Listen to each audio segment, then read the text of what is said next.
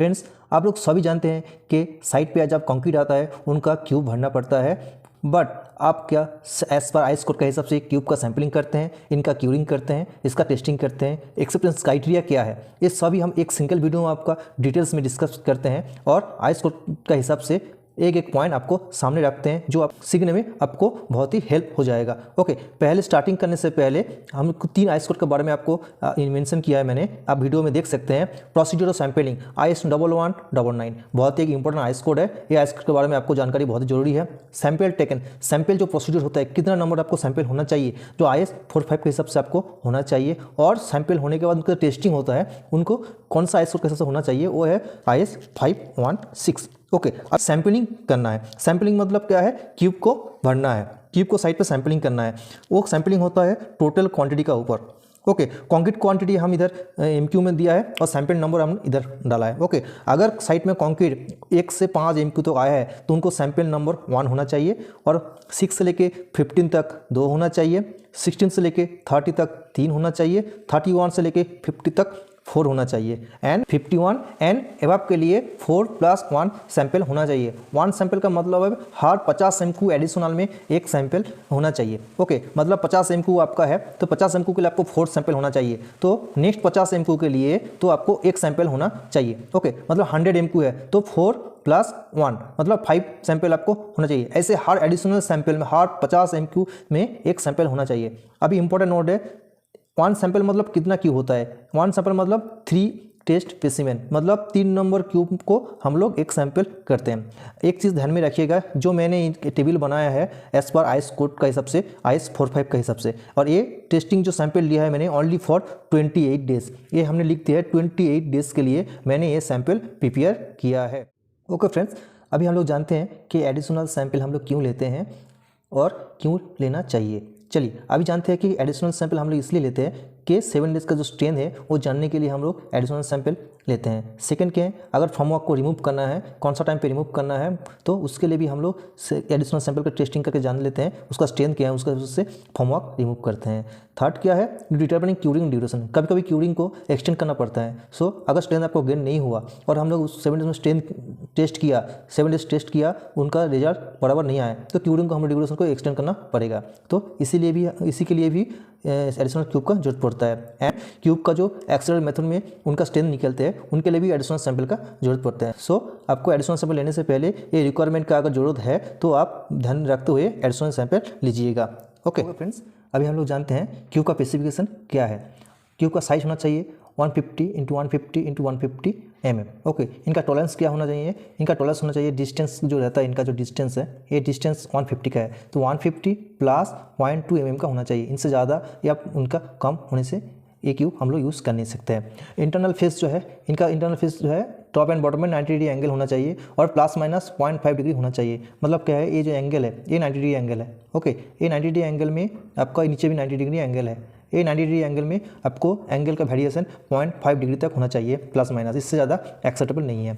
और surface variation जो है 0.03 mm है। मतलब आपका जो ये फेस है, ये फेस में जो वर्टिकल है, मान लीजिए ये वर्टिकल फेस आपका अंडुलेशन जो सरफेस अंडुलेशन रहता है, सरफेस अंडुलेशन में 0.03 mm तक एक्सेप्टेबल है, इसके ज़्यादा आपको एक्सेप्टेबल नहीं है। ओके, कंक्रीट का जो सैम्पलिंग हो IS 1199 के हिसाब से होना चाहिए।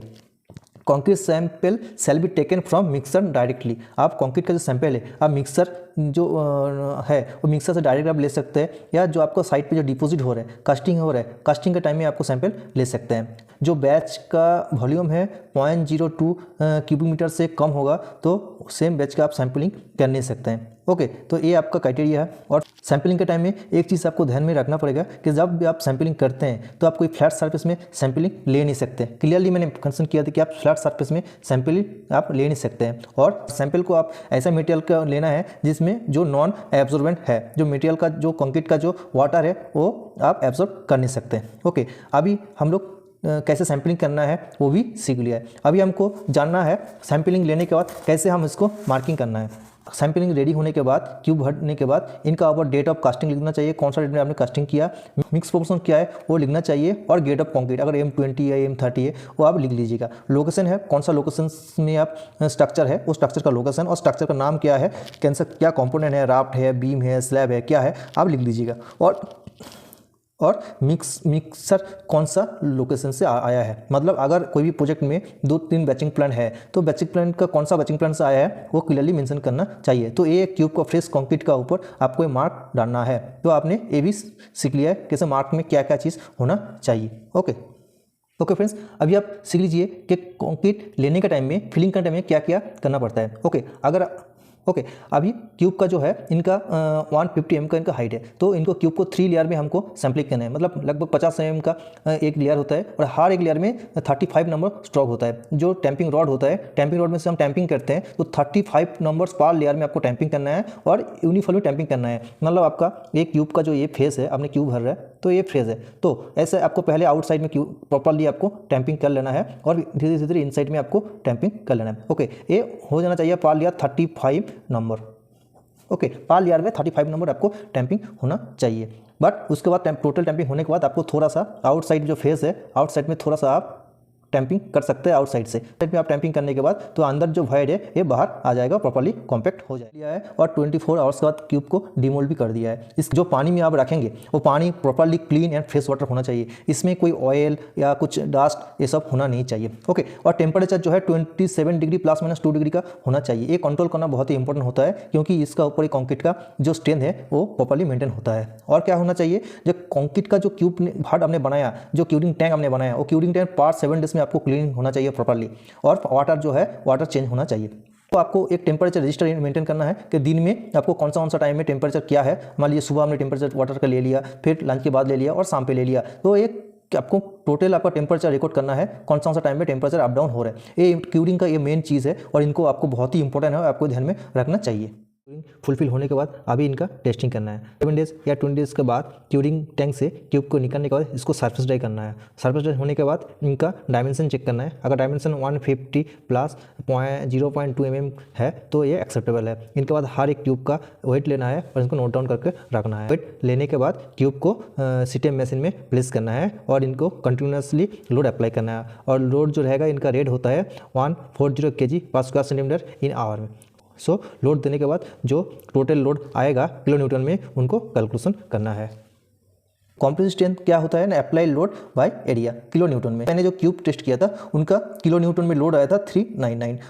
और एरिया क्या होता है ना, 150 × 150, क्योंकि क्यूब का 150/150 का क्यूब होता है, तो 150 का उनका एरिया में लोड आता है। तो वो एरिया क्या होता है, टॉप एरिया होता है 150 × 150,